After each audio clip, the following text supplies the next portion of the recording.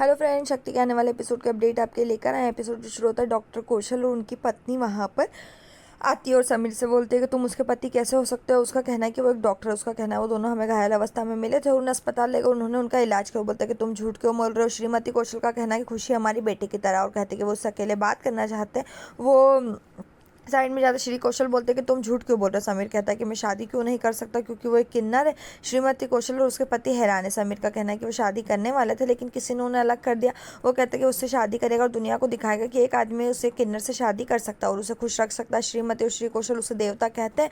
वो उसे खुश रखने और खुशी की देखभाल करने के लिए कहते हैं। दिनेश ने सलमान खान को फ़ोन किया और कहा कि जॉली और खुशी के परिवार वाले आए हैं और उसे घर ले गए। इधर सौम्या ने फ़ोन उठाया और सलमान को धन्यवाद दिया और वो हरमन को फ़ोन करते हैं। हरमन ने मदद और उन्हें उनके परिवार को मिलाने के लिए सलमान का शुक्रिया अदा किया। दिनेश उन्हें अपने घर जाने के लिए तैयार होने के लिए कहता है। वो अपने कपड़े पहनते हैं।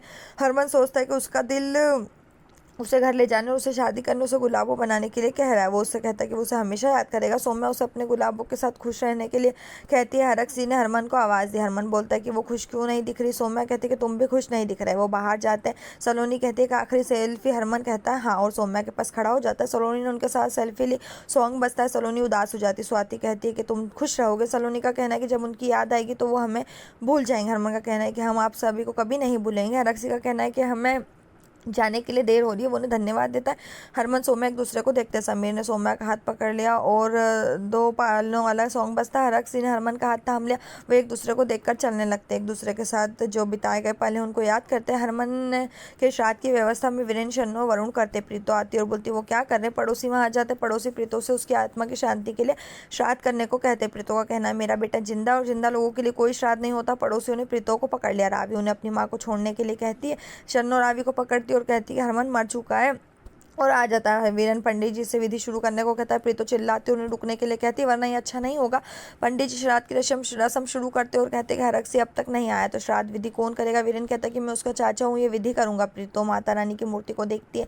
पंडित जी वीरेन को हरमन और सौम्या की मुक्ति के लिए घर के बाहर गंगा जल छोड़ने के लिए कहते हैं। वो बर्तन को घर के बाहर फेंक देते हैं और कहते हैं कि हरक से हरमन को वापस ला रहा है। वो चौंक जाता है। शन्नो वरुण भी हैरान है। हरमन को देखकर रावी खुश हो जाती है। हरक से अपने घर में हो रही पूजा को देखता है। वीरेन कहता है हरमन तुम। वरुण बोलता है कि तुम कहाँ गए थे। हरक से उन्हें हरमन आने से रोकता है। रावी रोती है और खुशी से हरमन को गले लगाती है। वो बोलते हैं कि तुम कहाँ गए थे। वो उसे प्रीतो को देखने के लिए कहती है। हरक से ने वीरेन को जोरदार थप्पड़ मारा और बोला कि तुम किसका श्राद्ध कर रहे हो। मेरा बेटा जिंदा है और तुम्हारे सामने खड़ा है और श्राद्ध की बातें करता है। हरक से ने वीरेन को जोरदार थप्पड़ मारा और बोला कि तुमने जो किया है वो बिल्कुल सही नहीं किया और तुमने मेरे जिंदा बेटे को मार दिया। फिर वो प्रीतो से कहता है कि उसका शेर हरमन आ गया। हरमन से प्रीतो को देखने के लिए कहता है। प्रीतो से देखती और कमरे में चली जाती।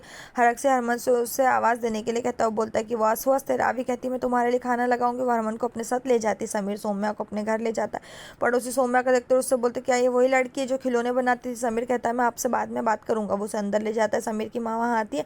समीर उसे अपनी माँ समझती है और बोलता है कि पापा कहाँ है। समीर की माँ बोलती कि क्या वो चाहते कि वो फिर से खिलौने बनाए। सौम्या बोलती कि वो मेरे माता पिता कौन है। समीर उसे अंदर आने के लिए कहता है और कहता है कि वो उसे सब समझाएगा। हरमन सौम्या के बारे में सोचता है और सोचता है कि वो बहुत सुंदर और प्यारी हो। कहती मेरी गुलाब उसके ही जैसी होगी। वो कहता है कि मैं भूल गया अपनी याद और तेरा नाम याद रखना। हमारा प्यार निराला होना चाहिए।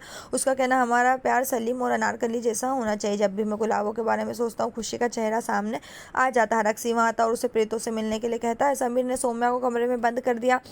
उसकी माँ बोलती है कि तुम उसे यहाँ क्यों लाए। समीर का कहना है कि उसने अपनी याददाश्त खो दी है। उसकी माँ कहती है कि तुम उसे यहाँ क्यों लाए। समीर कहता है कि आपने उसे शुभ समझा और हमें हरक से पैसे मिलेंगे। वो उसे सौम्या ना बुलाने के लिए कहता है और कहता है कि मैंने उसका नाम उसे रोशनी बताया। उसकी माँ कहती है कि मैं अपने बेटे को किन्नर के साथ नहीं रहने दूंगी। समीर अपना वादा देता है और उसे सच सुनने के लिए कहता है। वो कहता है कि मैं अब भी सौम्या से प्यार करता हूँ, परवाह नहीं करता कि वो मेरे लिए शुभ है या शुभ। उसकी माँ कहती है कि तुम उससे शादी करना चाहते हो।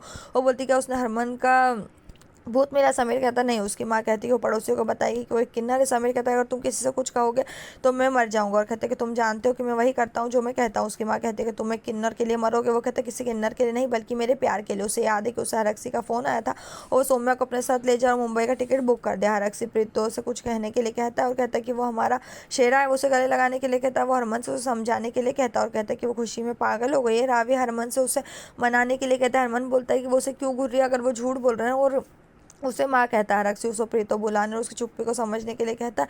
हरमन उसे कुछ कहने के लिए कहता है। प्रीतो चुपचाप उसकी तरफ देखती है। यहीं पर ये एपिसोड खत्म। आने वाले एपिसोड के लिए हमारे साथ जुड़े रहें। चैनल को सब्सक्राइब करें, साथ में बेल भी प्रेस करें।